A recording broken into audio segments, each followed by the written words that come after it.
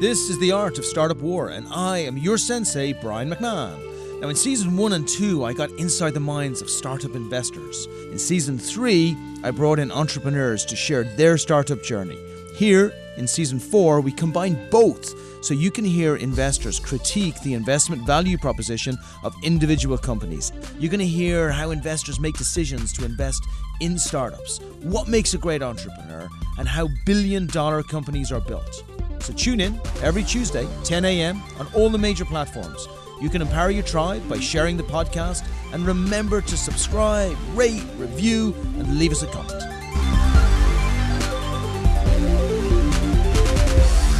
Good morning, it's Brian. We are back again. We have another phenomenal entrepreneur building an incredible business, which is necessary. Again, I love this because we invested in them, and we invested in them because they're awesome. So when I get on a podcast, there's two types of interviews. There are folks who interview people that they are interested in, and there are folks who interview people because they put their money into them, because they believe in them, because they think they're awesome. Yeah. And Omri is that person that we believe is awesome. Thank you, Brian. Because we found you all the way over in Israel. Right. Seems ages ago. I'm so now, lucky right? you found me, right? Dude, we're lucky. Based on what you're building, we are lucky. Yeah. And I knew years ago, and this one is straight out to all those investors out there. If you are looking for the greatest technologists on the planet, then go to the friggin' place where they live. And that just happens to be in Israel. Now, if you can go one step further and you can find a product fit whose time has come, then God bless you. And that's what happened to us here. And you really had me. When we first started talking, you said to me, Brian, there's a huge problem with the aging population. And that's that there's friggin' loads of them. There are so many. And all of these guys are getting hit by folks who are just making attacks on them, right? Through the phone. Right. How does that work? So let's just, firstly, I know how this works, but for all of our people out there, like, what is it that this problem is all about, and how did you come across it?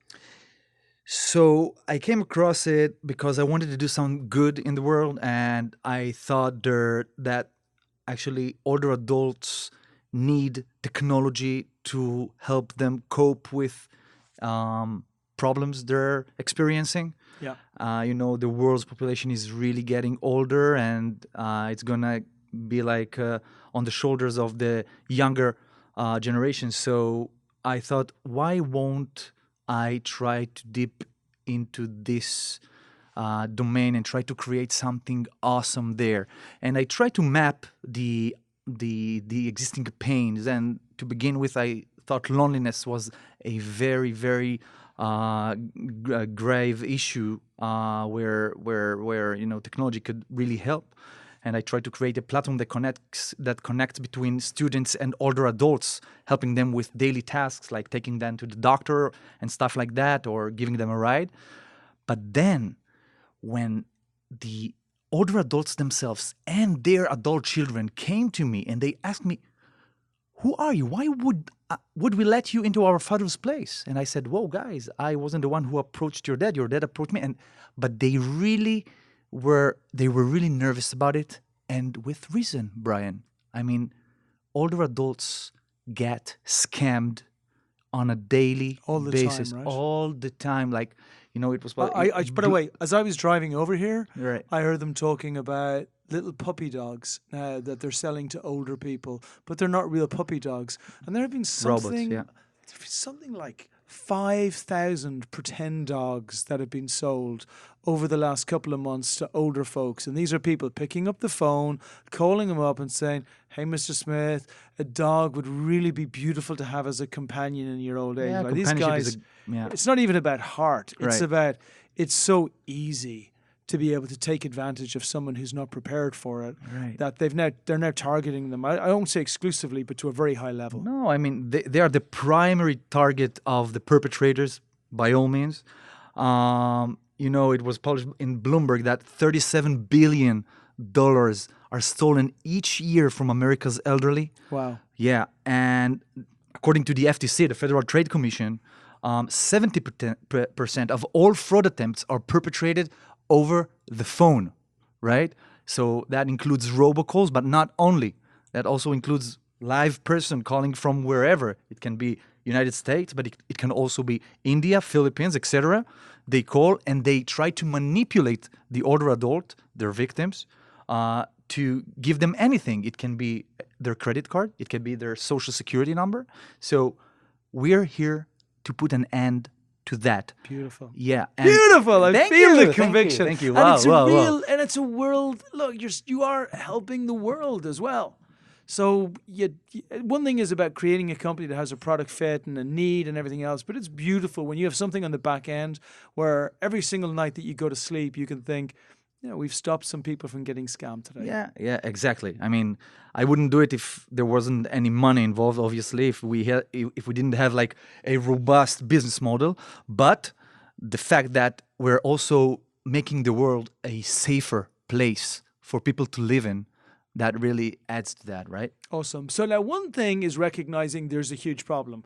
Another thing is building a technology that protects older folks. And the thing about older folks is we're not stupid, right? I'm putting me in this class here. I'm putting anybody over the age of 45 in there, right? So people aren't stupid. They don't suddenly get stupid as they're getting older, right? So somebody comes to your front door and they're like, "Hey, dude, you want to buy this?" No, screw off. You look like you're not the kind of person who I would ever be buying anything from. Goodbye, right? So the vast majority will never make it through there. Online, they're not really going to hit us online, or at least the folks who are older than me online, because we're not spending most of our day online anymore. We've retired. We're not doing anything. Things are easy. It's the phone.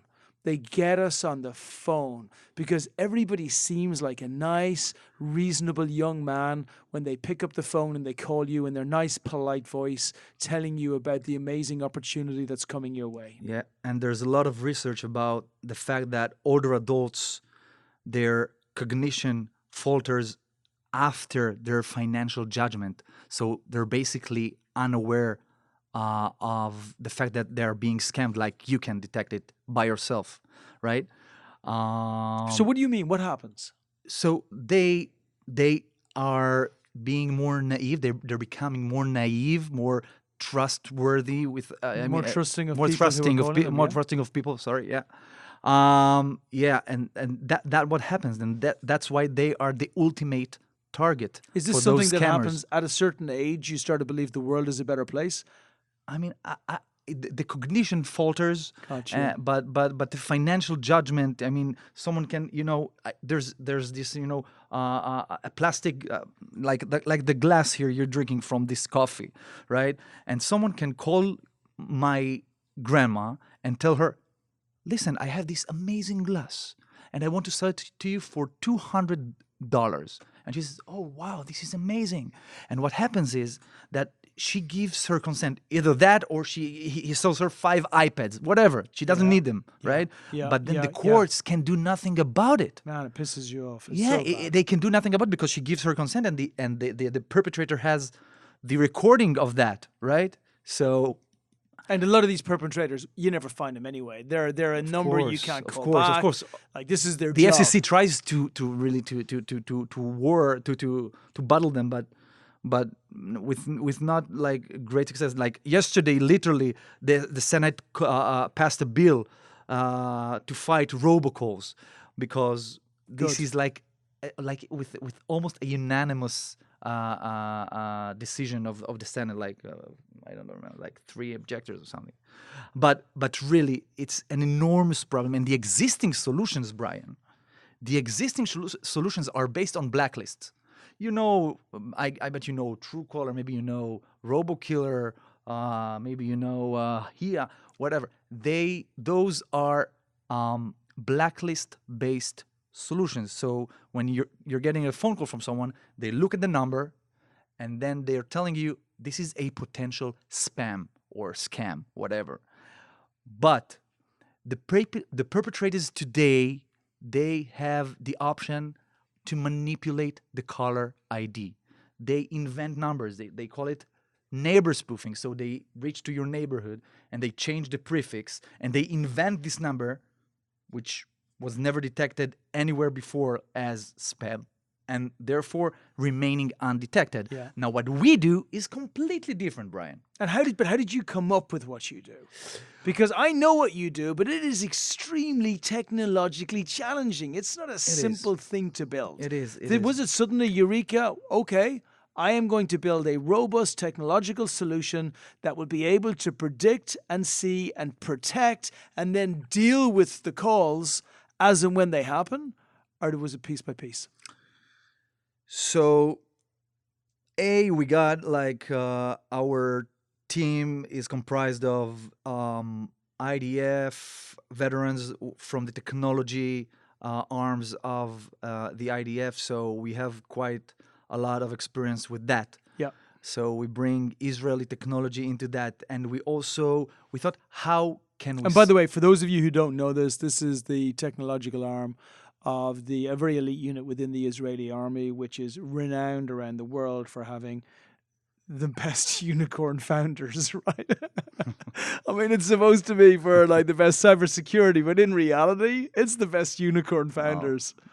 Yeah. Well, and I don't speak about that, Brian. Yeah. But so what we did, we said we have to find a way to be able to monitor the calls, to pick up data points that were never picked up before.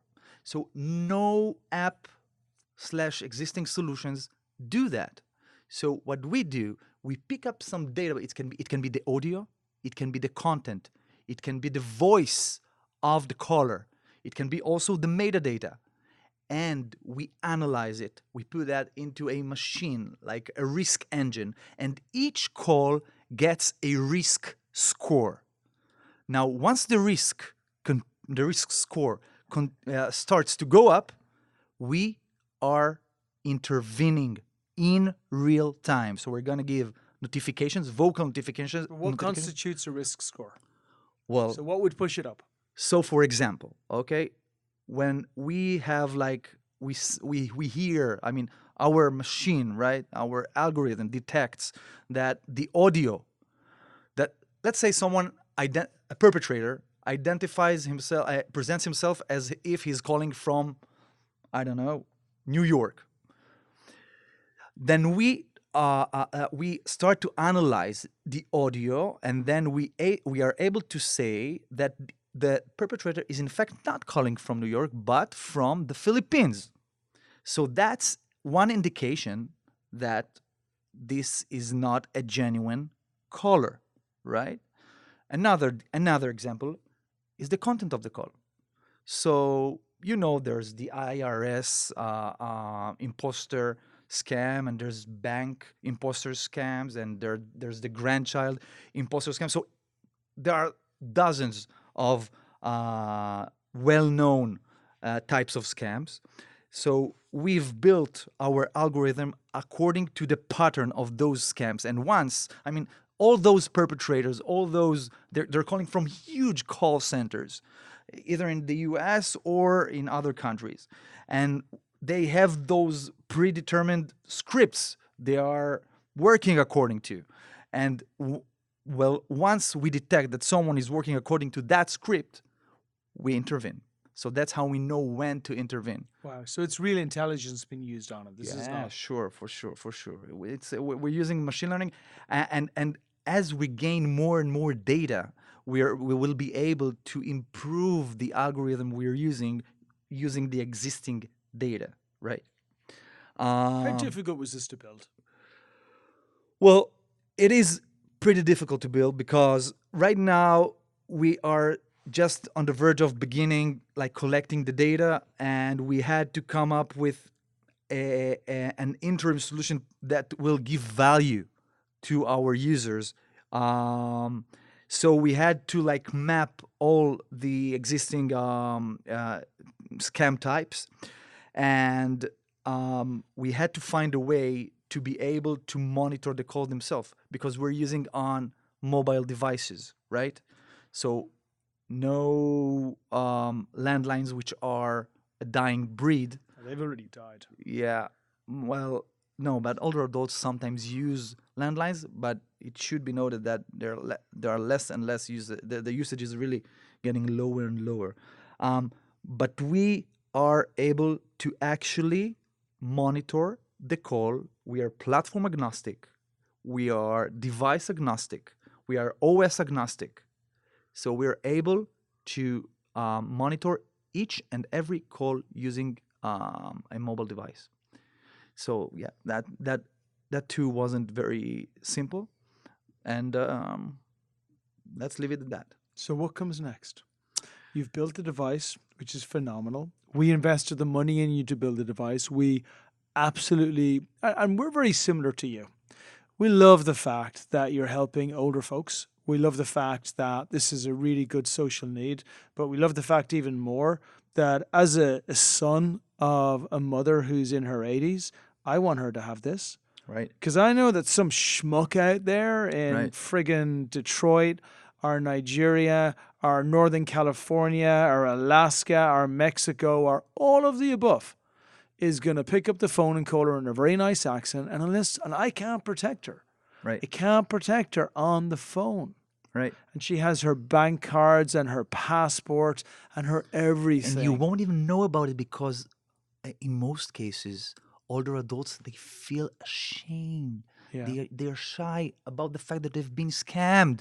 And that's I mean, losing money is not the only toll. There are other tolls as well. There's the emotional toll.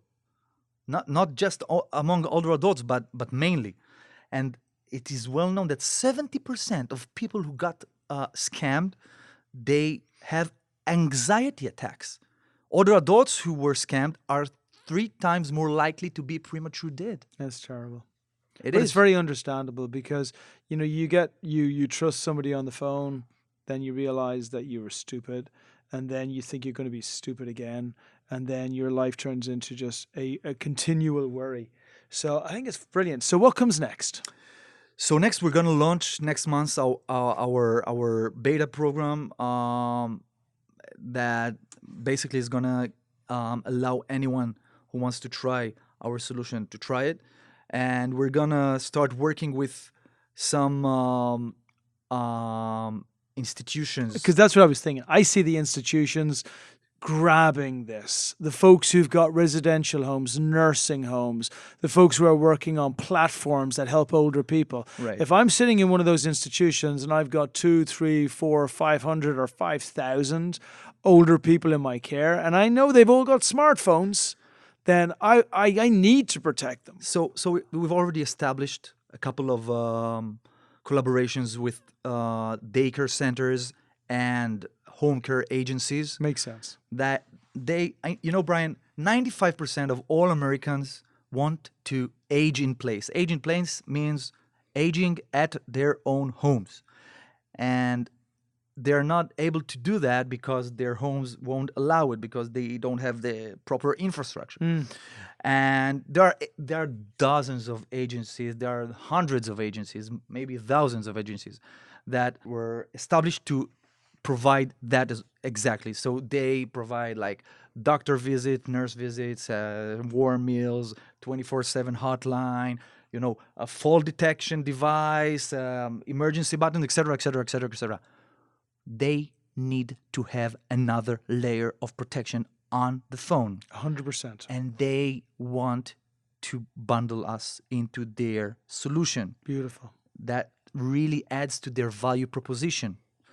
And we protect, there are some startups that they want in this space, in the age tech space, and they want to, for example, sell the older adults home because he doesn't have like money, and then his children, they try to, they really don't like it. Yeah. Because it kills the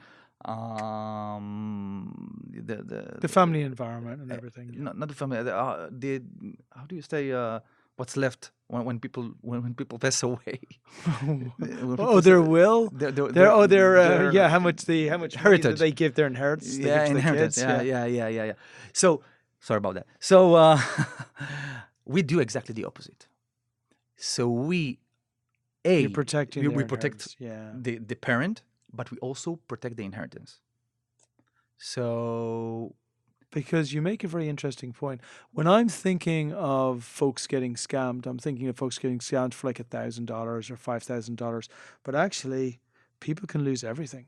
They can, they can, they lose, and the fact that they're not telling anyone about it. 1 in 42 cases is actually reported to the FTC. Right. 1 in 42 Crazy. cases. Yeah. So yeah, that's yeah. Um, then what were we saying? So here's where we're going to go now. We've established a couple of things. Number one, platform is incredible. And number two, platform is absolutely necessary.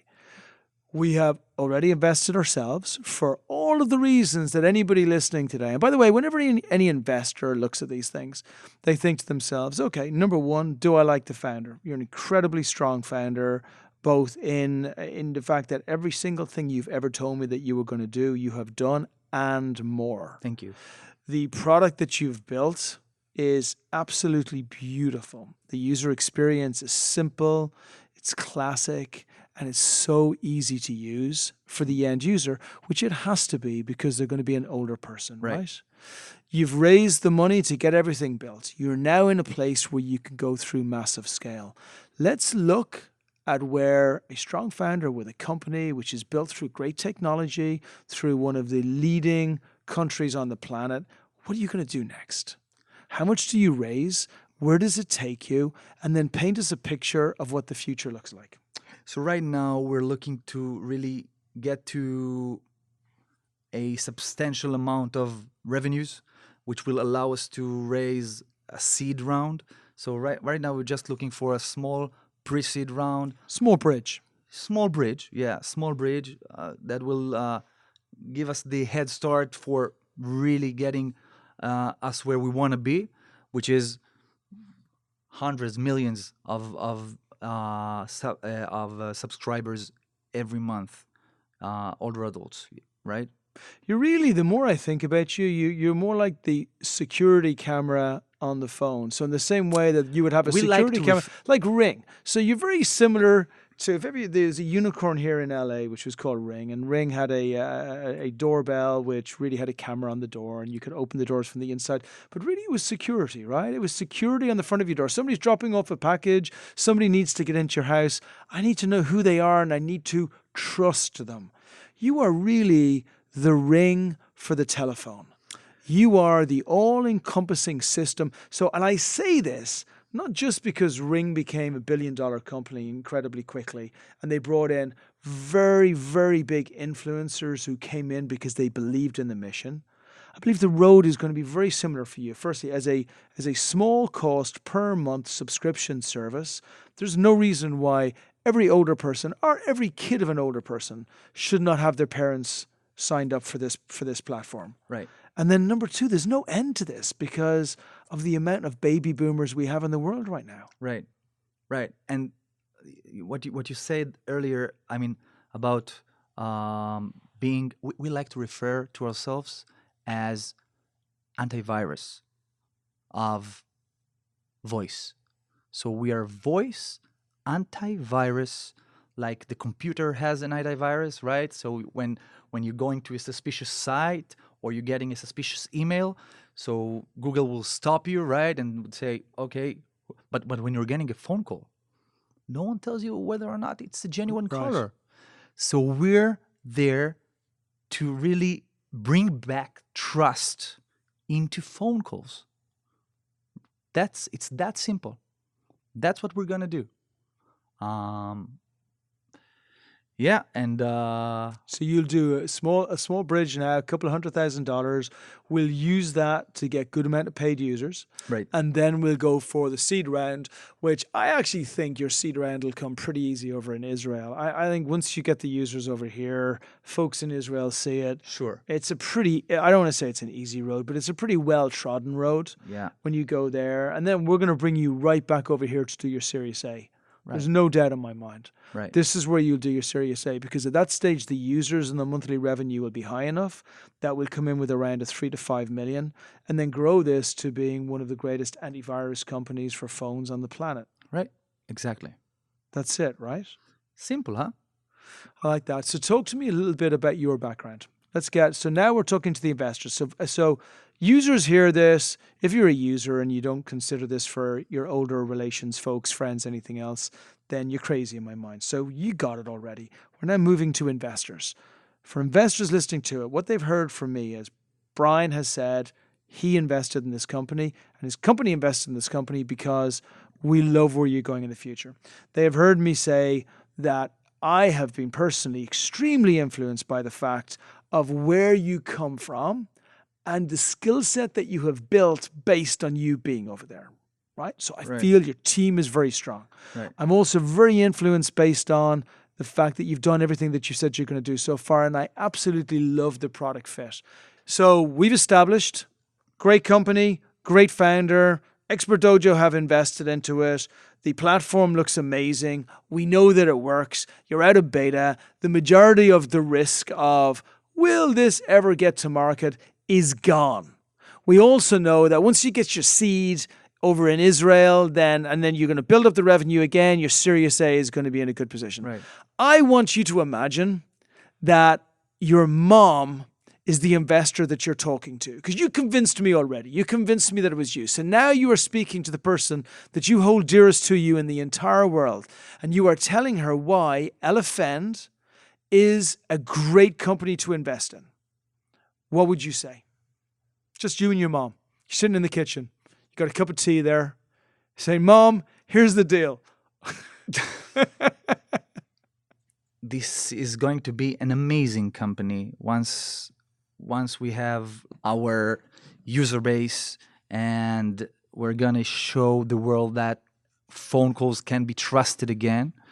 I believe that this is going to be essential for every older adult and other vulnerable populations, by the way. It can be children, it can be mentally disabled, to really have Elefend installed on their phones as part of their daily lives.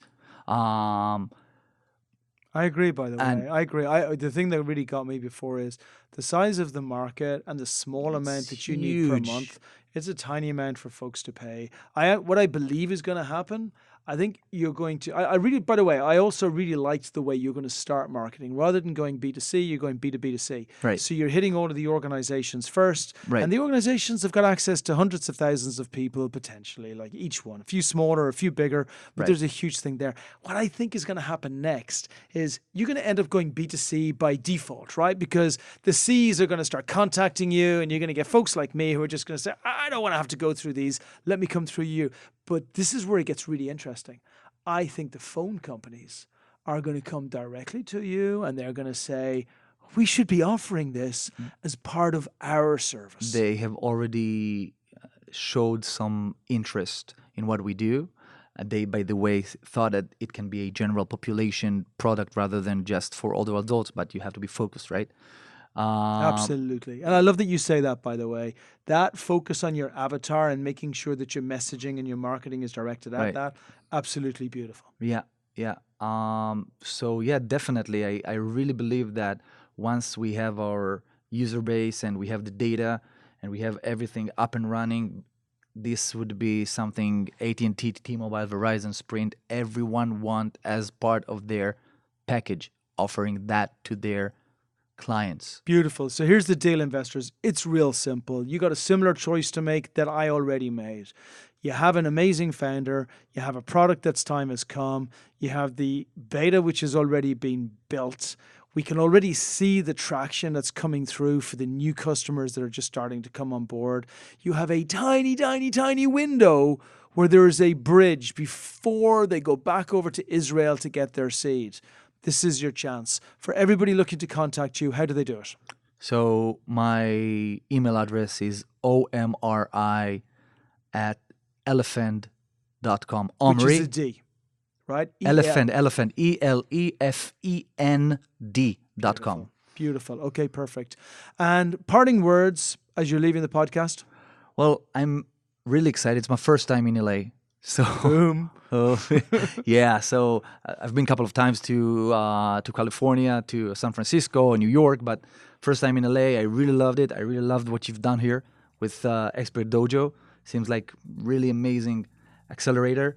Looking forward to really kicking ass. We're going to really. change the world, brother. Yeah, And we're going to sit yeah. back in 4 or 5 years' time, and you're going to be able to look at how valuable a company you've built and then measure that dime for dime for how many people that you've helped. That's a wrap. Thanks for joining us. If you love the podcast, please empower your circle by sharing these stories. The Art of Startup War is brought to you by Expert Dojo. And remember, we invest in startups, $50,000 checks. Make sure you apply on our site if you are one of those great entrepreneurs looking to bring your company to the next level. As far as the Art of Startup War is concerned, we are back every single Tuesday at 10 a.m. So remember, check out the new episodes. If you want to find out what the investors think, check out season 1 or 2. But make sure you join us every single week.